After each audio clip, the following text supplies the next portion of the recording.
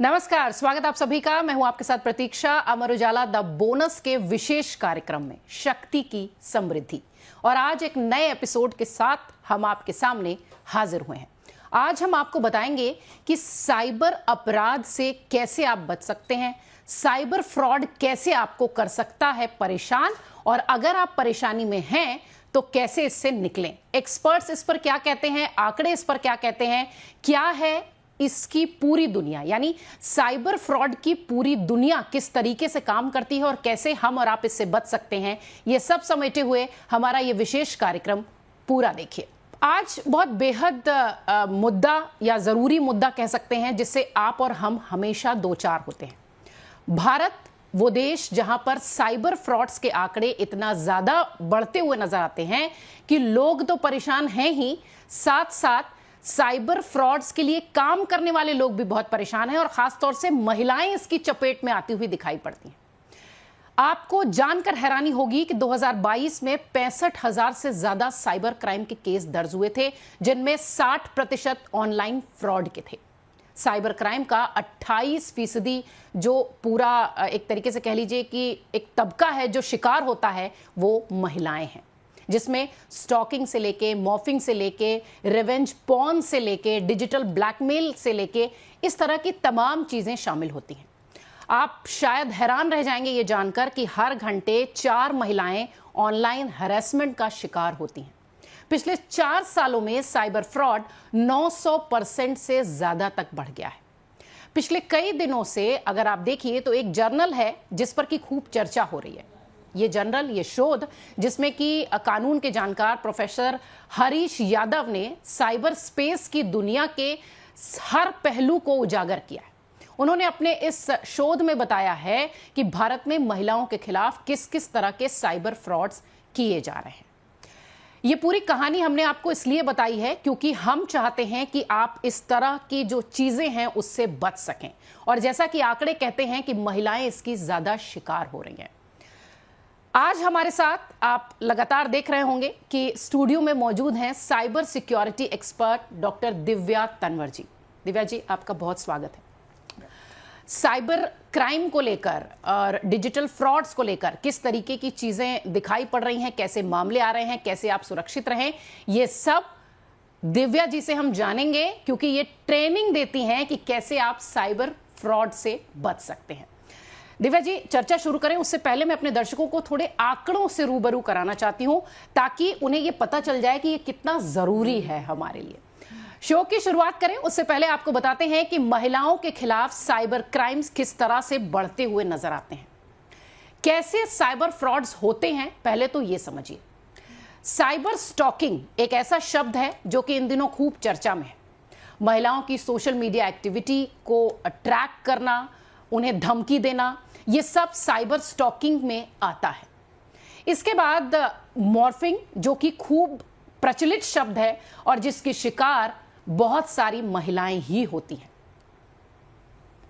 महिलाओं की तस्वीरों को एडिट करना, गलत तरीके से उसका इस्तेमाल करना, उनकी शक्ल बदल देना, उस तस्वीर का दुरुपयोग करना, यह सब मॉर्फिंग में आता है। इसके बाद फेक प्रोफाइल्स, महिलाओं के नाम पर फर्जी अकाउंट बनाना, ब्लैकमेलिंग करना, ये सब इन दिनों बहुत आम है, और इससे आप कैसे बच सकते हैं यही हम आज आपको बताएंगे। साइबर फ्रॉड्स होते कैसे हैं, लगातार आप अपने स्क्रीन पर देख रहे होंगे। डेटिंग ऐप के कई सारे स्कैम्स आते हैं, फिशिंग अटैक, फेक लिंक आपके फोन पर आती है और आप उसे क्लिक करते हैं और उसके बाद तस्वीर पूरी पलट जाती है। रिवेंज पॉर्न एक शब्द का मैंने भी इस्तेमाल किया था। आपको बता दूं कि बदला लेने के लिहाज से महिलाओं की तस्वीरों को, उनके वीडियोस को सोशल मीडिया पर शेयर करना, उन्हें डराना, धमकाना, धमकी देना, नियत बदला लेने की हो, कुछ प्राइवेट तस्वीरें लीक करना। कई बार ऐसा होता है कि महिलाएं किसी के साथ रिलेशन में होती हैं और उसके बाद बदला लेने के लिहाज से इस तरीके की चीजें सोशल मीडिया पर देखी जाती हैं। ऑनलाइन नौकरी के नाम पर भी खूब सारी धोखाधड़ी के मामले सामने आते हैं, जिनमें कि अगर आप देख रहे होंगे कि इन दिनों भारत सरकार की तरफ से लगातार चेताया जा रहा है, आप किसी को भी कॉल करेंगे तो उसमें आपको रिंग की जगह वो चेतावनी सुनाई देती है, जिसमें यह कहा जाता है कि घर बैठे कमाई के लालच वाली, ऑनलाइन ठगी वाली या सोशल मीडिया की इस तरीके की जो हैकिंग वाली जो वीडियोस आती हैं, जो लिंक्स आते हैं, उनसे आपको बच के रहना है। सोशल मीडिया अकाउंट्स को हैक करके ब्लैकमेल करने का भी चलन पिछले कई दिनों से दिखाई पड़ता है। लगातार हम स्क्रीन पर आपको दिखा रहे हैं कि कैसे साइबर फ्रॉड्स होते हैं, कैसे आप और हम जैसे आम लोग उसकी चपेट में आते हैं और खास तौर से महिलाएं कैसे इसका शिकार हो जाती हैं। कैसे आपको बचना है, एक्सपर्ट हमारे साथ मौजूद हैं।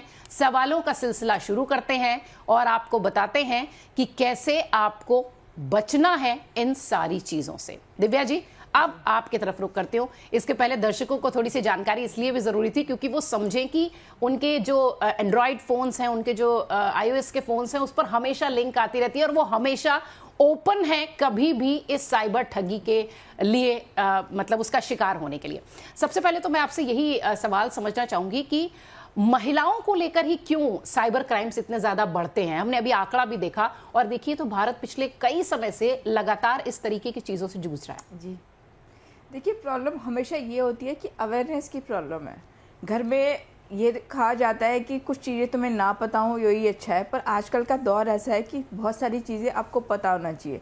और घर पे बैठी औरतें, जो भी महिलाएं हैं, आप देखिए अपने आसपास कितना उनका फ़ोन है और कितना फ़ोन वो यूज़ कर रही है, सोशल मीडिया पे। और ये वाली चीज़ें तो औरतें सेंसिटिव होती है, इन्फॉर्मेशन किसी ना किसी तरीके से वो दे देती है।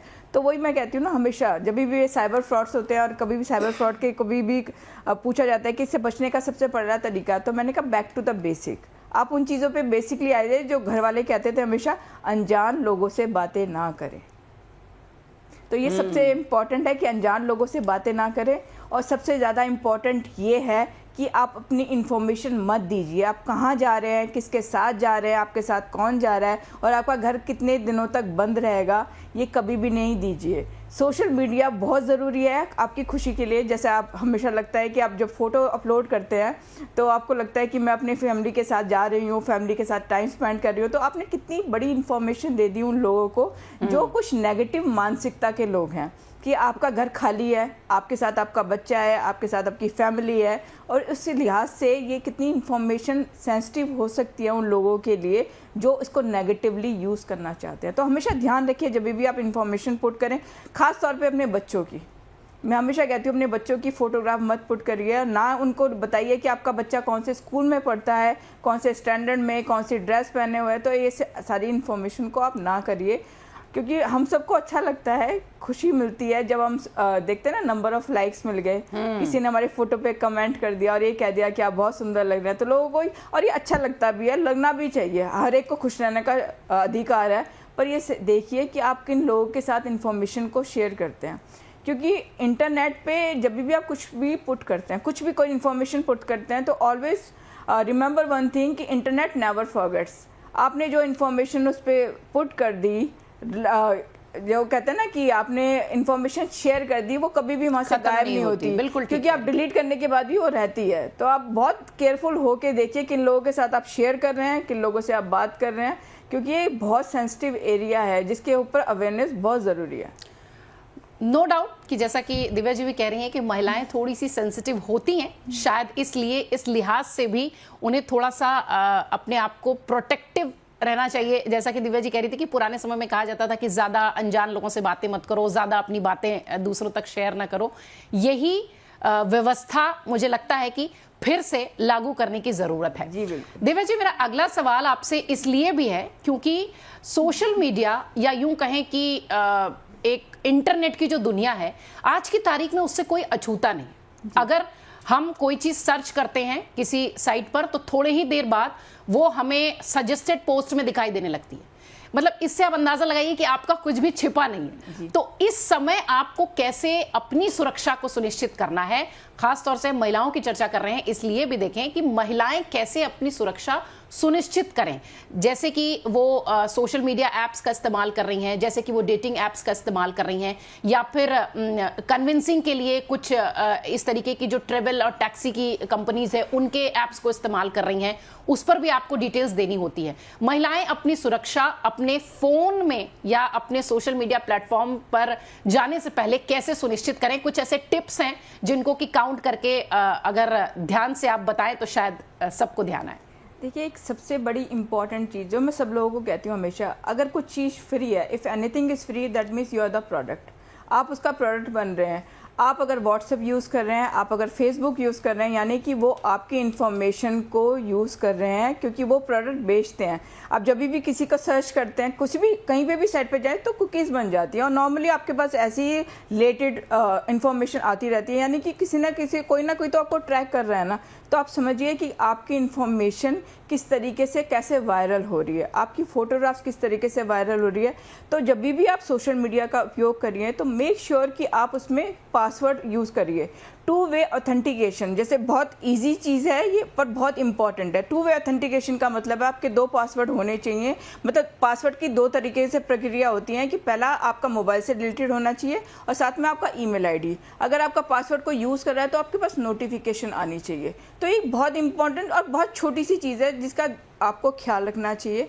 और जब आप इन्फॉर्मेशन पुट करिए, कोई भी फोटोग्राफ्स हो, तो एक बार ध्यान रखिए किस तरीके का फोटोग्राफ आप सोशल मीडिया में दे रहे हैं। तो फोटोग्राफ की सेंसिटिविटी का ध्यान रखिए, क्योंकि बहुत सारी तमाम तरह की वेबसाइट हैं जहाँ पे आपका फोटोग्राफ यूज़ कर लिया जाएगा और आपको पूरी ज़िंदगी पता नहीं चलेगा कि आपके फोटोग्राफ के किस तरीके से मॉर्फिंग करी जा रही है, किस तरीके से कौन सी साइट पर आपके फोटोग्राफ का उपयोग करा जा रहा है। बिल्कुल, और इस तरीके की चेतावनी इसलिए भी आवश्यक है क्योंकि जिस तरीके से लगातार मामले बढ़ते हुए नजर आ रहे हैं, दिव्या जी भी लगातार जिस तरीके से बातें कह रही हैं कि हमें खुद से ही अपनी सुरक्षा करनी है, और ये सुरक्षा इस लिहाज से करनी है कि हम बहुत सारे ओपन प्लेटफॉर्म पर जुड़े हुए हैं। हम कैसे सावधानी बरतते हुए अपनी सुरक्षा करें, अपने पर्सनल डिटेल्स ना शेयर करें, यही हमारा बचाव है।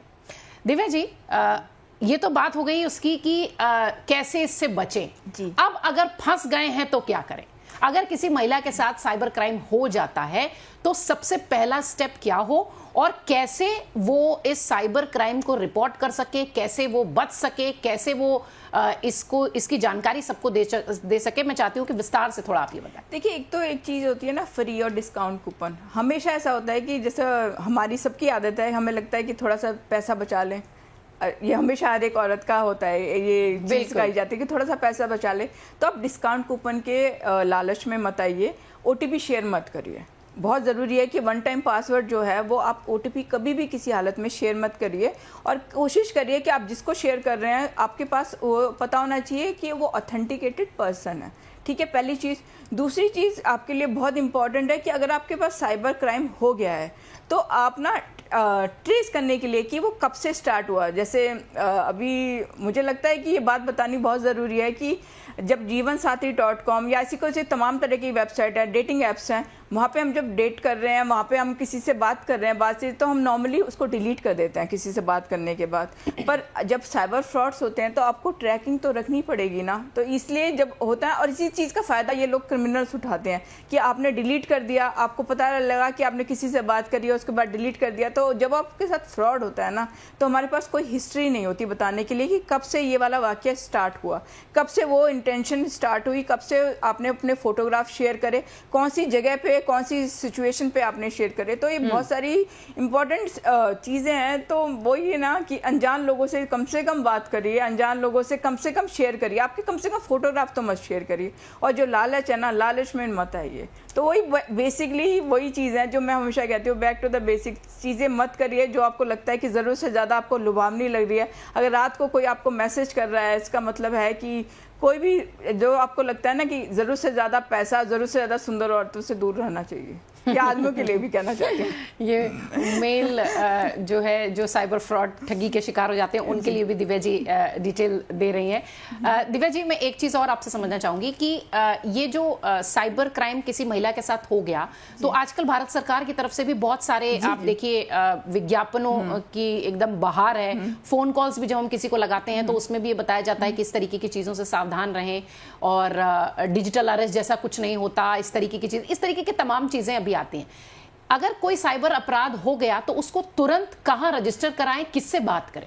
देखिए, सबसे ज़्यादा तो इम्पॉर्टेंट है कि आप लोकल थाने पे जाइए। अगर देखो फ्रॉड किस तरीके का हो रहा है आपके साथ, आपको देख ले फाइनेंशियल फ्रॉड है तो आपको तमाम तरह की ना उसमें सुविधा, वो कहता है ना कि तमाम तरह की इन्फॉर्मेशन देने के लिए कि आपका क्रेडिट कार्ड है ना वो एकदम से बंद कराइए, आपका डेबिट कार्ड बंद कराइए, आपके फ़ोन पे कहता है ना कि बैंक में जाइए, बैंक में जाके इन्फॉर्मेशन दीजिए, लोकल थाने में जाइए, साइबर क्राइम की उस पर जाइए। तो तमाम तरह की वेबसाइट है और इसकी इन्फॉर्मेशन दी जाती है आपको। जब भी एक पोर्टल पे जाते हैं, साइबर क्राइम के पोर्टल पे जाएंगे या साइबर क्राइम की जितनी भी वेबसाइट हैं भारत सरकार ने लागू करी हैं कि ये वाली वेबसाइट को आप देखिए, 1980 करके आपका हेल्पलाइन नंबर है, उन पे आप कॉल करिए। और जिस तरीके की साइबर क्राइम, क्योंकि रोज एक नया साइबर क्राइम सामने आता है कि कभी मिस कॉल वाला साइबर क्राइम है, कभी COD वाला साइबर क्राइम है, तो आपको पढ़ना बहुत जरूरी है। कम से कम एक बार नजर तो अवेयर होने की बहुत जरूरत है। और मुझे लगता है कि जैसे मैं बच्चों को कहती हूँ कि आप रील्स देखने से बेटर है कि एक बार ये देख लीजिए कि साइबर क्राइम में क्या चल रहा है। बहुत सारी चीज़ें, आपकी मेंटल हेल्थ भी ठीक होगी और आपके साथ साइबर क्राइम होने से बच भी जाओगे। तो औरतों के लिए भी मैं यही कहना चाहूँगी कि महिलाएं जैसे होता है ना कि अब दूसरे वर्ड में आ चुकी हैं, अब वो कहते हैं ना कि काम करने लगे हैं, तो काम करने के साथ साथ अपने आप को प्रोटेक्ट करना भी बहुत ज़रूरी है, अपनी डिग्निटी को संभाल के रखना बहुत ज़रूरी है। क्योंकि डिग्निटी के नाम पे हम लोगों से छल नहीं कहते हैं ना कि लोगों से बहुत सारी चीज़ों के अंदर ऐसा ना फील हो कि हमने कोई इन्फॉर्मेशन दी और अपने आप को छला हुआ महसूस किया। एक जो कह लीजिए कि स्मार्ट प्रोटेक्शन जो कहा जाता है वो सभी महिलाओं को बरतने की आवश्यकता भी है, और इस लिहाज से भी क्योंकि ये आपकी सुरक्षा का सवाल है, ये आपकी सुरक्षा का प्रश्न है। दिव्या जी, अभी थोड़ी देर पहले आपने जिक्र किया कि कुछ जो डेटिंग एप्स होते हैं उस पर जो है पुरुष हो महिलाएं हो अपनी डिटेल्स बहुत आसानी से शेयर कर देते हैं और बाद में उसे डिलीट भी कर देते हैं। जी। मैं ये जानना चाहूंगी कि डेटिंग एप्स पर किस तरीके की सावधानी बरतें, और जो फोटोज वीडियोस की चर्चा अक्सर हमने सुनी है, अक्सर सामने आती है कि कई सारे मामले इस तरीके के दिखाई पड़ते हैं, उस पर कैसे बचें? देखिए, जब भी किसी आप डेटिंग ऐप पे जा रहे हो तो सबसे पहले तो मुझे लगता है कि आप उन लोगों से मिलना मतलब अवॉइड करिए जिनको आप जानते नहीं। कम से कम उस कम्युनिटी के लोग, क्योंकि डेटिंग ऐप्स बनती इसीलिए, ये बहुत ना अजीब तरीके का माहौल है। वहाँ पे आप उन लोगों से बात करते हैं जिनको आप जानते नहीं, उन लोगों से मिलते हैं जिनको आप जानते नहीं। तो जब आप मिलते हैं ना उन लोगों से या इंफॉर्मेशन शेयर करते हैं तो पब्लिक फोरम में रहिए। और जो भी फोटोग्राफ है ना, फोटोग्राफ थोड़ी सभ्य होनी चाहिए। और जब कभी भी मिलना है ना डेटिंग ऐप के थ्रू, जब आप किसी से मिलने हैं तो पब्लिक प्लेस में मिलिए, किसी प्राइवेट जगह पे मत मिलिए। और अपने फोटोग्राफ बहुत लिमिटेड, और वीडियो तो कभी मत शेयर करिए, क्योंकि इंटरनेट पे एक बार चला गया ना कुछ भी, कोई भी इंफॉर्मेशन चली गई तो वो डिलीट नहीं होती। आपको मैं 1000 बार एक ही चीज़ कहती रहूँगी कि आप इंटरनेट पे बहुत मतलब दिमाग का यूज़ करके कभी भी इंफॉर्मेशन शेयर करिए, क्योंकि आपके अगर फ़ोन पे भी कुछ आपने रिकॉर्ड कर लिया वो भी जा सकता है, आपको ट्रांसफ़र करने की भी ज़रूरत नहीं है। तो बहुत सारी एप्लीकेशन है जिसकी एप्लीकेशन से ये पता चलता है कि आपकी इंफॉर्मेशन कहाँ पे लीक हुई है। तो थोड़े सावधानी बरती है। और डेटिंग ऐप तो एक ऐसी चीज़ है जो मैं हमेशा कहती हूँ कि डेटिंग ऐप में कम से कम इंफॉर्मेशन दीजिए आप। डेटिंग ऐप पर बहुत सावधानी बरतनी है। चर्चा हम खासतौर से महिलाओं के लिए कर रहे हैं क्योंकि 28% से ज्यादा मामले लगातार महिलाओं के लिए ही आते हैं साइबर फ्रॉड्स के। लेकिन हाँ, ये संदेश सबके लिए है दिव्या जी, जो लगातार कह रही हैं कि जो साइबर क्राइम करने वाले हैं वो इस ताक में बैठे होते हैं कि आपने कहां चूक की, आपने कहां गलती की, और वो तुरंत ही आपको शिकार बना लेते हैं। आगे बढ़ते हैं दिव्या जी, जो हम आम दिनों में हम और आप या हमारे जैसे आम लोग सभी इस तरीके की चीजें करते हैं, इंटरनेट बैंकिंग, ऑनलाइन ट्रांजैक्शन। आजकल वॉलेट में पैसा लेकर घूमने वाला जो कल्चर है वो शायद थोड़ा सा खत्म हो चुका है। QR कोड, UPI, तमाम तरीके की चीजें आ गई हैं। इंटरनेट बैंकिंग और ऑनलाइन ट्रांजैक्शन, खासतौर से इन दो विषयों पर अगर हम बात करें तो किस तरीके की सावधानियां रखने की आवश्यकता है? देखिए, जब भी एप्लीकेशन आप डाउनलोड करिए, मनी ट्रांसफ़र के लिए ऑथेंटिकेटेड होनी चाहिए, पहली चीज़। दूसरी, आपका आधार कार्ड लिंक है उससे, आपका फ़ोन अकाउंट लिंक है, बहुत सारी चीज़ें आपकी इंटरनेट जैसे फ़ोन नंबर के साथ आपकी बहुत सारी चीज़ें अटैच्ड हैं। तो आप ये देखिए कि आप किस तरह की इन्फॉर्मेशन कौन से प्लेटफॉर्म पे दे रहे हैं। और मैं हमेशा कहती हूँ, अगर आप एप्लीकेशन डाउनलोड कर रहे हैं, ऐसी एप्लीकेशन डाउनलोड कर रहे हैं जो ऑथेंटिकेटेड नहीं है, तो आपके पास 100% चांसेस है कि फ्रॉड होंगे ही होंगे। तो OTP जैसी चीज़ है जो हमेशा बहुत इंपॉर्टेंट है, OTP जैसी चीज़ ना दीजिए। वन टाइम पासवर्ड जिसे कहते हैं, पिन है जैसे, वो ना शेयर करिए अपने। और जो हमेशा जो पासवर्ड होते हैं, इजी पासवर्ड मत रखिए, थोड़े से कॉम्प्लिकेटेड पासवर्ड रखिए जो इजीली गैस ना हो पाए। अपनी कहते हैं ना कि अपनी डेट ऑफ बर्थ मत रखिए, अपने बच्चे की डेट ऑफ बर्थ रखिए, अपनी एनिवर्सरी की डेट मत रखिए। कैजुअली लोग 1 2 3 करते हैं, ये 1 2 3 की चीजें रख देते हैं। कभी कभार ना ये होता है, क्योंकि आप आजकल ना हर एक चीज में पासवर्ड है, और ये सारे पासवर्ड याद करने बहुत मुश्किल है, तो हम लोग इजी वे समझते हैं। पर जो लोग हमारे साथ क्रिमिनल एक्टिविटी करना चाहते हैं, वो भी तो है ना साथ में, तो उनके साथ बचा कैसे जाए। तो आजकल अपने आप को बचाना बहुत ज़रूरी है, इसलिए कोशिश करिए कि जो इन्फॉर्मेशन आप दे रहे हैं, आपका फ़ोन सबसे बड़ा, मुझे लगता है सबसे डेंजरस चीज़ है। अगर आपका फ़ोन है, अगर आपके पास स्मार्टफोन है, तो वो सबसे डेंजरस चीज़ है।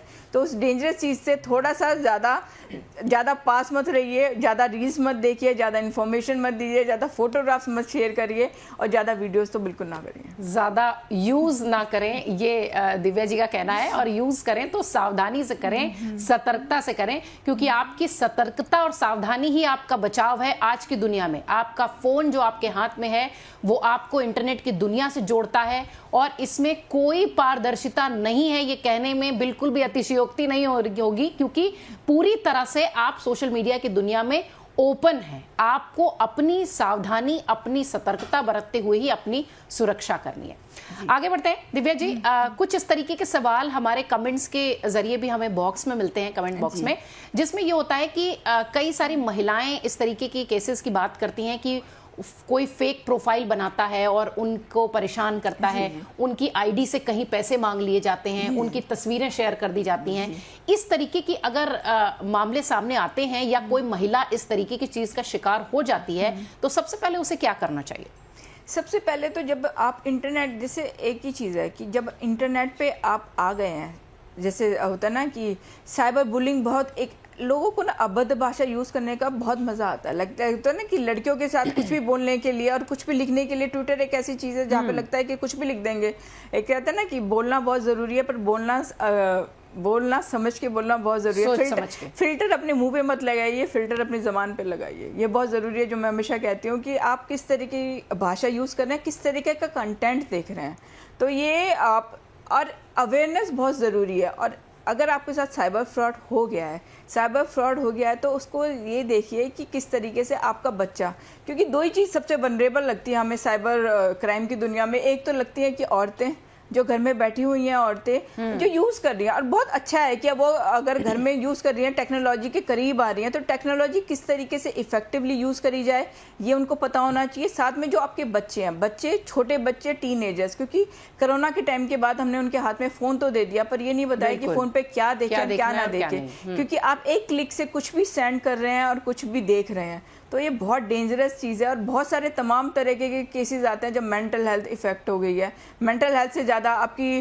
जैसे कहते हैं ना, डिग्निटी बहुत इंपॉर्टेंट है। किसी भी औरत की डिग्निटी, उसको बनाए रखना बहुत अच्छी चीज़ है। और उस तरीके से आप अपने फ़ोटोग्राफ का भी बहुत इस्तेमाल करिए कि किस तरीके के फ़ोटोग्राफ आप किसको भेज रहे हैं, क्योंकि आप फोटोग्राफ भेज तो देंगे, उसके बाद आप परेशान होंगे, और उसके बाद वो आपको ब्लैकमेल करेगा, फिर साइबर स्टॉकिंग होगी, फिर साइबर बुलिंग होगी। ये एक निरंतर, एक एंडलेस लूप है। इसके अंदर जब एक बार आप फंस गए तो उसमें निकलने का कोई भी वो नहीं है, कोई भी। और इतना आसान भी नहीं होता, जैसा कि दिव्या जी भी कह रही हैं कि आप अपनी सुरक्षा अगर पहले ही कर लें तो बाद की जो परेशानी होगी उससे बच जाएंगे, क्योंकि इन्हें ट्रैक करना भी बड़ा मुश्किल होता है। इनको अगर आपने पुलिस में इनकी रिपोर्ट भी कर दी तो उनकी ट्रैकिंग बहुत मुश्किल होती है। अगर मैं आपको इन्फॉर्मेशन ही सबसे इस प्लेटफॉर्म में मैं बताना चाहती हूँ कि लड़कियाँ बहुत टाइम चुप रह जाती हैं, और चुप रहने के बाद उनके साथ क्या होता है कि जो भी आसपास के लोग हैं उस वनरेबिलिटी का फ़ायदा उठाती हैं। तो जब भी आपके साथ कुछ भी बुरा हो रहा है ना, कम से कम अपने आसपास के लोगों से बात करिए, अपने बड़ों से बात करिए, अपने माँ बाप से बात करिए, क्योंकि हम डरते हैं। क्योंकि माँ बाप जो है ना वो आपको सिर्फ डांटेंगे, पर दूसरे लोग तो आपके साथ बहुत बड़ा आपकी ना कहते हैं ना कि आपकी चीज़ों को इस तरीके से यूज़ करेंगे कि आपको पता भी नहीं चलेगा, फायदा उठा ले जाएंगे तो आप, जो आप दूसरों के लिए ना हमेशा एक जैसे कहते हैं ना कि कभी भी इंफॉर्मेशन बच्चों के साथ, कम से कम बच्चों के साथ तो वो तालमेल रखिए कि बच्चे अगर कुछ बुरा हो गया तो कम से कम आपसे बता सकें। क्योंकि महिलाओं के लिए तो ये चीज़ है कि एक टाइम के बाद वो सोचती है कि घर में इसकी कहते हैं ना कि कोई क्या सोचेगा, ये एक बहुत बड़ी चीज़ है कि जो सामने आती है कोई क्या सोचेगा। मुझे लगता है कोई क्या सोचेगा उससे बड़ी सबसे बड़ी चीज़ है कि हमें अपने बारे में सोचना बहुत ज़रूरी है। और बच्चे, मुझे लगता है कि टीनेजर जो आज की जो पीढ़ी होती जा रही है ना, जिसे कहते हैं ना जेनजी जनरेशन, इनके पास सब कुछ तो है, इनके पास सब कुछ तो है पर मेंटल हेल्थ नहीं है। और ये इतने वनरेबल स्टेट में ना, मुझे कभी कभार डर लगता है बच्चों से बात करते हुए कि इनकी लाइफ की प्रॉब्लम बहुत बड़ी है, हम समझ नहीं पा रहे हैं कि इनकी लाइफ की प्रॉब्लम कितनी सारी है, क्योंकि ज़रूरत से ज़्यादा इन्फॉर्मेशन इनके पास है, उनको पता नहीं चल रहा कि किसको देखें और किसको ना देखें। दिमाग की हार्ड डिस्क में मोबाइल फोन्स और इंटरनेट की दुनिया ने इतना कुछ दे दिया है कि जैसा कि मैम भी कह रही हैं कि जो जेनजी किड्स हैं उनके लिए भी बहुत सारी परेशानियां दिखाई पड़ती हैं। एक बात जो दिव्या जी ने बहुत मतलब बहुत बारीकी से कही है, आपकी अंडरस्टैंडिंग आपके बच्चों से, आपके परिवार के सदस्यों से इतनी होनी चाहिए कि अगर आप इस तरीके के फ्रॉड में फंस जाते हैं तो आप तक कोई आपका साथी हो, आपके मदद करने के लिए कोई हो, चाहे वो परिवार का सदस्य हो, चाहे आप पेरेंट्स हो और आपका बच्चा अगर इस तरीके की चीज़ों में फंस गया हो, तो बहुत ज़रूरी है कि अपनी जो परिवार की नरिशिंग है उसको भी प्रॉपर किया जाए। मैं अगर ठीक हूँ जी बिल्कुल, आपका कोई फायदा ना उठाए, क्योंकि इस समय पे ये होता है कि एक तो फ्रॉड हो गया, साथ में आपने अगर फ्रॉड को दबाए रखा ना तो लोग आपका फायदा उठाते हैं। तो बोलने की जो कहते हैं ना कि बोलने की आज़ादी वहाँ होनी चाहिए कि जहाँ पे बोलने का यूज़ होना चाहिए कि मेरे साथ अगर कुछ बुरा हुआ है तो मुझे बोलना है, क्योंकि मेरी डिग्निटी मेरे सबसे ज़्यादा इंपॉर्टेंट है और मुझे अपने घर वालों से बात करनी चाहिए कि ये मेरे साथ हो गया है। इसलिए इन्फॉर्मेशन को ज़रूरत से ज़्यादा मुझे लगता है कि सोसाइटी में भी बहुत ज़रूरी है कि अगर किसी के साथ कुछ फ्रॉड हुआ है, किसी के साथ कुछ गलत हुआ है, तो आप उसको ना एक उस तरीके से देखिए कि हो जाता है, अब आगे मूव ऑन करते हैं, उस चीज़ को बढ़ाइए मत, क्योंकि वायरल करने से ना ये इस जनरेशन की सबसे बड़ी प्रॉब्लम है कि हम चीज़ें ना वायरल करने में विश्वास रखते हैं, पर आप किस चीज़ को वायरल कर रहे हैं इसका देखिए कि आप कौन सी इन्फॉर्मेशन को शेयर कर रहे हैं। सावधानी, सतर्कता ही आपका बचाव है। पूरे जो बात का लब्बो लुआब है, जो जिस्त है, वो यही कहता है कि आप साइबर फ्रॉड से तभी बच सकते हैं जब आप खुद सतर्क हों। एक चीज़ मैं भी समझना चाह रही थी दिव्या मैम कि अगर साइबर पुलिस के पास हम जाते हैं या हम रिपोर्ट रजिस्टर कराते हैं, तो क्या सच में वो जो प्रोसेस है या जो साइबर अपराधी है वो पकड़ा जाता है, इतना आसान होता है, यानी पुलिस उतनी मदद करती है? ये मैं अपने लिए भी ये सवाल पूछ रही हूँ क्योंकि इस तरीके के बहुत सारे सवाल हमारे कमेंट बॉक्स में भी आते हैं। देखिए, पुलिस मदद करती है, पर पुलिस मदद करती है तब जब आप पूरी इन्फॉर्मेशन प्रोवाइड करें। आप आधे टाइम तो इन्फॉर्मेशन खुद ही हाइड कर देते हैं। आपने कब किससे बात करी, आपने कब किस जगह पे कौन सी इन्फॉर्मेशन शेयर करी, आपका बच्चा, आपको पता ही नहीं कि इस टाइम पे रात को क्या देख रहा है, तो आधी चीज़ें तो उनको ही नहीं पता होती, तो वो किस तरीके की जांच करेंगे? क्योंकि अब इस तरीके की चीज़ें सामने आ रही हैं कि जब आधी से ज़्यादा इन्फॉर्मेशन उनको पता नहीं है, क्योंकि साइबर क्राइम के बहुत सारे पोर्टल खड़े हो गए हैं, सारे पोर्टल आ गए हैं जहाँ पे भारत सरकार बहुत तरीके से काम कर रही है किस तरीके के फ्रॉड ना हो, पर इन्फॉर्मेशन हमारे पास पूरी तरीके से आती ही नहीं है। क्योंकि आपको ये लगता है कि जब इंटरनेट पे आप बात करते हैं किसी से भी, आपको कोई देख नहीं रहा, पर आपको हज़ार करोड़ों लोग देख रहे हैं जब आप इंटरनेट पे बात कर रहे हैं, और कोई ट्रांसपेरेंट माध्यम नहीं है कि आपने किसी स्ट्रेंजर से बात करी, आप भूल गए, नहीं, वो स्ट्रेंजर आपकी चीज़ें रिकॉर्ड कर रहा है और वो आपकी इन्फॉर्मेशन किसी गलत तरीके से यूज़ करे इस ताक में बैठा हुआ है। इंटरनेट की दुनिया में कुछ भी खोता नहीं है, सब तैरता रहता है। जैसा कि दिव्या मैम कह रही हैं कि आपकी सावधानी ही आपकी सतर्कता है और सतर्कता ही आपका बचाव है। अब कार्यक्रम के दूसरे हिस्से में चलते हैं दिव्या मैम। कुछ कॉलर्स हैं जो हमारे साथ जुड़े हैं, जिन्होंने अपनी परेशानी हमसे साझा की है और बहुत सारे सवाल भी हमसे पूछे हैं। हमारे एक कॉलर हैं नंदिनी, जो कि नोएडा से हैं। वो कहती हैं कि मेरा इंस्टाग्राम अकाउंट हैक हो गया था और ठगों ने मेरे नाम से कुछ लोगों से पैसे मांगे थे, अब मुझे क्या करना चाहिए? देखिए, जब भी आपके साथ इस तरीके का कुछ फ्रॉड हो ना, कभी जैसे आपके नाम का आपकी मॉर्फिंग हो, ये आपके नाम को यूज़ करा जा रहा है या आप किसी तरीके से नेगेटिवली आपको पोर्ट्रे करा जा रहा है, तो जिन लोगों को आप एक पब्लिकली प्रोफाइल डालिए कि ये मेरे नाम को मिसयूज़ करा जा रहा है, और साथ में जिस भी पोर्टल में, चाहे इंस्टाग्राम पे चाहे फेसबुक पे, रिपोर्ट करिए। और साथ में आप साइबर सेल में भी जाके रिपोर्ट करिए कि मेरी प्रोफाइल के साथ इस तरीके से यूज़ करा जा रहा है, इस तरीके से इस पर इंफॉर्मेशन शेयर करी जा रही है, लोगों को इस तरीके से बातें करी जा रही है। तो ये तीनों तरह की चीज़ें हैं कि आपकी अगर फोटोग्राफ यूज़ हो रही है, या आपके साथ कोई पैसे मांग रहा है, या आपकी मॉर्फिंग हो रही है, तीनों एक तरीके से चीज़ें आती हैं। और जो भी पोर्टल आप यूज़ कर रहे हैं, उस पोर्टल पे आप रिपोर्ट का ऑप्शन होता है, उस पर रिपोर्ट करिए, और साथ में साइबर क्राइम सेल पे भी रिपोर्ट करिए। बिल्कुल, मुझे उम्मीद है नंदिनी कि आपके सवाल का जवाब आपको मिल गया होगा। हमारी दूसरी कॉलर है, हमारी दर्शक हैं आकांक्षा, जो कि महाराष्ट्र के नासिक से हैं। वो पूछती हैं कि मेरी दोस्त को एक ऑनलाइन डेटिंग ऐप पर एक लड़के ने फेक रोमांस स्कैम में फंसा लिया। अब उसके बाद वो पैसे मांग रहा है और ब्लैकमेल कर रहा है। अब वो क्या करे? देखिए, ये जब अगर पैसा मांग रहा है, ब्लैकमेल कर रहा है, यानी कि कुछ ना कुछ इन्फॉर्मेशन आपने तो शेयर करी होगी। तो मैं हमेशा ये कहती हूँ ना कि कभी भी आप जब भी इंटरनेट का यूज़ करिए, बहुत सोच समझ के करिए, क्योंकि घर में चोरी होती है तो पकड़ी जाएगी, इंटरनेट पे चोरी होगी तो पकड़ी नहीं जाएगी। कौन कहाँ से बैठ के कौन सी इन्फॉर्मेशन कहाँ वायरल कर देगा, आपको पता भी नहीं चलेगा। तो जब वो आपको ब्लैकमेल कर रहा है, तो सबसे पहले तो अपने माँ बाप से बात करिए किस चीज़ पे ब्लैकमेल कर रहा है, और साथ में उस फ्रॉड का आपको साथ वाले जो भी आपका पुलिस स्टेशन लगता है, उस पुलिस स्टेशन पर अगर पैसा मांग रहा है तो उसमें डिफरेंट तरह की धाराएं लगती हैं, और अगर साइबर क्राइम है तो साइबर क्राइम में भी लगेंगी। तो बहुत तरह की दोनों चीज़ें इन्वॉल्व हो जाएंगी। तो साथ में आप ये समझिए कि किस तरीके का आपके साथ फ्रॉड हो रहा है। अगर आपका अकाउंट पे है तो अकाउंट पे ज़रूर रिपोर्ट करिए। ये तो पहली चीज़ है कि जब भी आपने अकाउंट पे कुछ भी हुआ है, कुछ भी पोर्टल पे कुछ हुआ है, चाहे फेसबुक है, इंस्टाग्राम है या स्नैपचैट है, कुछ भी हुआ, तो आपने जाकर वहाँ पर आपने रिपोर्ट करना है कि मेरी प्रोफाइल के साथ ये छेड़खानी हुई है, मेरी प्रोफाइल में इस तरीके से मिसयूज़ हुआ है, या मुझसे कोई पैसे मांग रहा है। और अगर आपने उस पर इंफॉर्मेशन शेयर कर दिया, अपना वीडियो शेयर कर दिया, अपना जैसे कहते हैं ना फोटोग्राफ शेयर कर दिया, तो बहुत सतर्कता बरतती है कि आपने जो इंटरनेट पे शेयर करा है वो वापस तो आने वाला नहीं है। पर इसलिए अपने माँ बाप से बात करिए कि मुझसे ये गलती हो गई है, अब मैं आगे नहीं करूँगी ये चीज़ें, क्योंकि एक बार तो चीज़ें शेयर हो गई, वो दोबारा तो वापस आएंगी नहीं। ये इंटरनेट का काला सच है। आकांक्षा, उम्मीद है कि आपको आपके सवाल का जवाब मिला होगा। नियरेस्ट पुलिस स्टेशन में जाइए, अपने परिवार से बात करिए और इस समस्या को उनको ज़रूर बताइए। आपके और बहुत सारे सवाल होंगे, कमेंट बॉक्स आपके लिए ओपन है। आप कभी भी इस तरह से सवाल भी कर सकते हैं, और अगर आपकी कोई जिज्ञासा है किसी विषय को जानने के लिए तो वो भी आप बता सकते हैं। साइबर फ्रॉड लगातार महिलाओं को अपना शिकार बना रहा है। साइबर फ्रॉड लगातार आपके फोन, मोबाइल, इंटरनेट की दुनिया से जुड़े रहने की वजह से भी आपको शिकार बना रहा है। आपको सिर्फ सतर्क रहना है।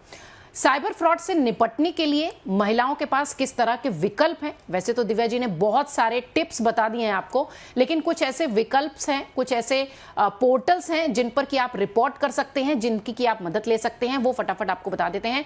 National cyber crime reporting portal www.cybercrime.gov.in, ये साइबर क्राइम हेल्पलाइन जो है ये साइट है। आप इस पर अपनी शिकायत दर्ज करा सकते हैं, अपनी समस्या बता सकते हैं। इसके साथ ही जैसा कि मैम ने भी कहा था कि 1930 वो नंबर है जहां पर आप अपनी परेशानी साइबर क्राइम से जुड़ी हुई जरूर बता सकते हैं। इसके अलावा NCW यानी नेशनल कमीशन फॉर वुमेन की साइबर हेल्प डेस्क भी है। अगर जिस तरीके से दिव्या मैम भी कह रही थी कि अगर आप डेटिंग एप्स या कुछ वीडियोस या इस तरीके की चीज़ों से जूझ रहे हैं कि आपको धमकियां दी जा रही हैं, आपके वीडियो शेयर करने की बात कही जा रही है, तो आप NCW की भी हेल्प डेस्क पर जा सकते हैं। कुछ एक्सपर्ट्स भी हैं जिनके सवाल हैं, आइए उन पर भी थोड़ा नजर डाल लेते हैं। एक्सपर्ट्स के सवाल कुछ ऐसे हैं कि सरकार की पहल असरदार क्यों नहीं हो पा रही है? दिव्या जी, मैं चाहूंगी कि फटाफट आप इसका भी जवाब दे दें कि इतनी अवेयरनेस है, इतनी जागरूकता है, इतनी सारी चीजें बताई जा रही हैं, उसके बावजूद भी लोग फंस जा रहे हैं। देखिए, ओरिएंटेशन की कमी है। जो ये इंटरनेट का माहौल आया या कैशलेस पॉलिसी आई, या जैसे कि ना कि फेसबुक यूज़ करना शुरू कर दिया, हमने रील्स बनानी शुरू कर दी। उससे पहले क्या था? उससे पहले कोरोना आया था, उससे पहले कोरोना से पहले हमारी ओरिएंटेशन नहीं हुई। तो किस चीज़ का, टेक्नोलॉजी बहुत अच्छी चीज़ है, पर टेक्नोलॉजी किस तरीके से यूज़ करना है ये भी बताना आना चाहिए। इसलिए भारत सरकार ने बहुत जगह पोर्टल स्टार्ट कर रहे हैं जहाँ पे कौन सी इन्फॉर्मेशन कब देनी है, किस तरीके से आपने इंटरनेट पे सावधानियां बरतनी है, ये हमेशा जारी की जाती है। इस तरीके से एडवाइजरी जारी करी जाती है। तो वो ज़रूर से ज़्यादा आप कभी भी ना, जैसे कहते हैं ना, वीडियो वायरल कर रहे हैं, वीडियो भेज रहे हैं, फॉरवर्ड कर रहे हैं, व्हाट्सएप पे फॉरवर्ड कर रहे हैं, तो मुझे लगता है ये इन्फॉर्मेशन आपको वायरल करनी चाहिए, क्योंकि awareness is the only cure. और आपको जब जितनी ज़्यादा अवेयरनेस फैलाएंगे, जितनी ज़्यादा अवेयरनेस अपने बच्चों के साथ शेयर करेंगे, अपने, और मुझे लगता है कि सीनियर सिटीज़न के साथ भी शेयर करेंगे, वो उतनी ही ज़्यादा इंपॉर्टेंट है। क्योंकि सबसे ज़्यादा फ्रॉड सबसे ज़्यादा वनरेबल जगह पे होते हैं। एक तो महिलाएं हो गई, साथ में बच्चे हो गए, और सीनियर सिटीजन बुजुर्ग भी इसकी चपेट में आते हुए दिखाई पड़ रहे हैं। कुछ एक्सपर्ट्स ये भी कहते हैं मैम, जैसा कि मैंने भी आपसे पूछा था कि क्या जब हम पुलिस में रिपोर्ट करते हैं तो उसके बाद एक्शन होता है, और अगर होता है तो इतना धीमा क्यों? एक्शन इसलिए धीमा होता है क्योंकि मल्टीपल जगह हैं जहाँ पे आपको रिपोर्ट कराना है, और वो इमीडिएट है। क्योंकि आपने एक बात तो सुनी होगी ना, इंटरनेट में सब कुछ फास्ट होता है, सब कुछ वायरल होता है। अगर आपका पैसा चला गया तो आपको नहीं पता ना वो कहाँ पे बैठा है और किस तरीके से आपके साथ फ्रॉड हुआ है, किस तरीके से आपने इन्फॉर्मेशन शेयर करी है, वो कहाँ पे चली गई है। तो फ्रॉड तो हुआ, सपोज करो अमेरिका में हुआ, या बंगाल में हुआ, या बिहार के अंदर हुआ, आप दिल्ली में बैठे हुए, तो इसीलिए ट्रैकिंग करने में बहुत टाइम लगता है। इन्फॉर्मेशन या तो आप प्रोवाइड नहीं कर सकते, कई बार होता है कि जब इन्फॉर्मेशन आपके साथ ना, जब आप प्रोवाइड कर रहे हैं, वो टाइम बहुत जल्दी चीज़ें होती हैं यहाँ पे, तो जल्दी चीज़ों के चक्कर में आपको ट्रैकिंग करने में बहुत टाइम लगता है। सपोज करिए कि घर में एक छोटी सी चोरी हुई, उसके लिए एफआईआर लिखवाने से लेकर, एफआईआर में दर्ज होने से लेकर, उस इन्फॉर्मेशन में लेने, जैसे होता है ना, पुलिस वाला आपके घर आता है, वो कितना टाइम लगता है। ये तो वायरल हो रही है ना चीज़ें, आपके पास क्या सामान था, कैसा था, वो प्रोसेस ही बहुत लंबा, ये बहुत लंबा है, और एक स्प्लिट सेकंड के साथ ही सारी की सारी चीज़ें हो जाती हैं। तो वही मैं हमेशा बोलती हूँ ना कि आप सावधानियां बरतें, बहुत अपने आप को सतर्क रहना और अपने आप को जिम्मेदार बनाना बहुत ज़रूरी है इस इंटरनेट की दुनिया में। इस इंटरनेट की दुनिया में आपकी सतर्कता ही आपका बचाव है। जी बिल्कुल। महिलाओं को लेकर दिव्या जी, आप पहले भी ये बात कह रही थी कि लोग क्या कहेंगे, 4 लोग क्या कहेंगे। उन 4 लोगों को दरकिनार करके महिलाएं अगर इस तरीके के साइबर क्राइम्स के रिपोर्ट लिखवाती हैं, उसके बावजूद भी चूंकि थोड़ा सा लेट कार्रवाई होती है, इसलिए भी शायद वो झिझकती हैं। आप इसको कैसे देखती हैं? क्यों महिलाएं बात खुलकर नहीं कह पाती, या रिपोर्ट करने में थोड़ा सा झिझक महसूस करती हैं? वही ना, बेसिकली लड़कियों को कहा जाता है कम बोलो, कम बात करो, ज़्यादा इन्फॉर्मेशन मत दो, ज़रूर से ज़्यादा मत बताओ। तो ये जो होता है ना कि हमको मशीन से बात करने की आदत हो गई है। मशीन ना हमको जज नहीं करती, और हमको कुछ भी ना, हम उससे बात कर सकते हैं, पर ये दूसरा इंसान जो मशीन के पीछे बैठा हुआ है ना, वो आपकी इन्फॉर्मेशन को किस तरीके से शेयर कर रहा है ना, ये बहुत प्रॉब्लमेटिक चीज़ है। और साथ में ना कि जब भी कुछ क्राइम हो गया, तो बहुत सारा क्राइम तो इस तरीके से होता है कि आपके फ़ोटोग्राफ से लेके आपने कुछ ना फ़ोटोग्राफ शेयर कर दी, कुछ ऐसी फ़ोटोग्राफ जो किसी को नहीं दिखनी चाहिए, आपके घर वालों से आप उस बात को बता नहीं पा रहे, और वो इन्फॉर्मेशन कहाँ से कहाँ चली गई है और किस तरीके से वो आपको ब्लैकमेल कर रहा है। इसलिए औरतें हमेशा पीछे रह जाती हैं इस चीज़ में। तो मुझे लगता है कि जब भी कुछ ऐसा हुआ है, तो कम से कम अपने घर वालों से तो बात करिए कि मेरे साथ ये चीज़ हो गई है, मम्मी पापा जो भी हैं आपके घर में, जो भी बड़े हैं, उनसे बात करिए। या अपने जो भी आपका स्पाउस है, अगर आप डेटिंग ऐप में भी है ना, डेटिंग ऐप में कर रहे हैं, लोगों का आजकल मुझे लगता है कि अभी हमें मॉडल साइंस पढ़ाने की दोबारा से ज़रूरत है कि जहाँ पे ना ये बताया जाए कि ना बहुत सारी इन्फॉर्मेशन किससे कितनी बात करें और कितनी ना करें, और कितनी इन्फॉर्मेशन शेयर करें, और किस तरीके का फोटोग्राफ शेयर करें। बिल्कुल। साइबर अपराध पर जो चर्चा है, वो दिव्या जी जिस तरीके से पॉइंट्स बता रही हैं, पता ही नहीं चल रहा है कि समय कब गुजरता चला गया। आखिरी सवाल दिव्या जी आपसे, कि क्या आप महसूस करती हैं बतौर एक्सपर्ट कि एक कानून, मजबूत ठोस सजा के प्रावधान वाले कानून की आवश्यकता है? जी बिल्कुल, क्योंकि अब ना मुझे लगता है कि जैसे एआई आ गया है ना, एआई आने के बाद तो बहुत सारी चीज़ें हैं कि आपका फोटोग्राफ किसके साथ है और उस फोटोग्राफ में क्या कर रहे हो, उसकी कमांड दे के भी आ जाता है। उस तरीके की कमांड से भी आपका मॉर्फ हो जाता है, उस तरीके की फोटोग्राफ का भी कि आपका वीडियो बन गया, वीडियो होके वायरल हो गया, आपके घर आप उससे परेशान हो गए कि ये तो वीडियो मेरा है भी नहीं, एआई के थ्रू वो बन गया, वायरल हो गया। तो बहुत सारी चीज़ें आपको ये भी पता होना चाहिए कि वो ऑथेंटिकेटेड है या नहीं है, और एआई ने बहुत ज़्यादा डिफ़िकल्ट कर दिया चीज़ें, क्योंकि आपकी वॉइस भी रिकॉर्ड हो सकती है। मेरी वॉइस बना के भी आपको फ़ोन करा जा सकता है कि आपके मम्मी पापा जिस तरीके के क्राइम पीछे आ रहे थे कि आपका वॉइस करके ना कि आपके पापा ने आपको फ़ोन किया है, उसमें ये बोला है कि पापा बेटा मेरे को ज़रूरत है पैसे की, मुझे पैसा ट्रांसफ़र कर दीजिए, या आपकी मदर का फ़ोन आ रहा है, आपकी बीवी का फ़ोन आ रहा है, तो वो वॉइस क्लोनिंग भी हो जाती है। आपकी फेस क्लोनिंग के साथ वॉइस क्लोनिंग भी हो जाती है, और आप दो लोग बैठे हुए हैं, दो लोग बैठ के कौन सी एक्ट में हो सकते हैं ये भी एआई कर सकता है। तो ये बहुत डेंजरस है। और साथ में ये भी पता होना चाहिए कि आपको उसकी ऑथेंटिसिटी किस तरीके से देखनी है कि ये सही भी है या नहीं है, कि फोटोग्राफ उसी का है या किसी और का है, क्योंकि क्राइम में अभी बहुत सारी चीज़ें इजाफा होता जा रहा है। और साथ में लग रहा है कि हमें कानून को चेंज करने की ज़रूरत है, क्योंकि साइबर क्राइम वाले क्रिमिनल्स तो बहुत सारे क्राइम कर रहे हैं, हमारे पास प्रिवेंशन के लिए लॉज नहीं है। तो लॉज के लिए काम करना बहुत ज़रूरी है, और सबसे पहले तो जब तक ये लॉज नहीं बनते अवेयरनेस बहुत इंपॉर्टेंट है। वही आपके बचाव का एक तरीके से कह लीजिए कि हथियार है कि आप अगर अवेयर हैं, जागरूक हैं, सतर्क हैं, तभी आप इंटरनेट के इस फ्रॉड वाली दुनिया से बच सकते हैं। बहुत शुक्रिया दिव्या जी, इतने सारे टिप्स आपने हम तक पहुंचाए, हमारे दर्शकों तक पहुंचाए, बहुत धन्यवाद आपका। उम्मीद है कि हमारी जो महिला दर्शक हैं खासतौर से अवेयर होंगी और ये जानेंगी कि कैसे उन्हें अपना बचाव करना है, क्योंकि आपका साथ इसमें बहुत जरूरी है, आपकी सतर्कता बहुत जरूरी है, आपकी जागरूकता बहुत जरूरी है। बहुत धन्यवाद दिव्या जी। जाते जाते बोनस टिप्स आपके लिए, कैसे साइबर क्राइम से आप बच सकते हैं, फटाफट ये टिप्स देखिए। बहुत धन्यवाद आप सबका।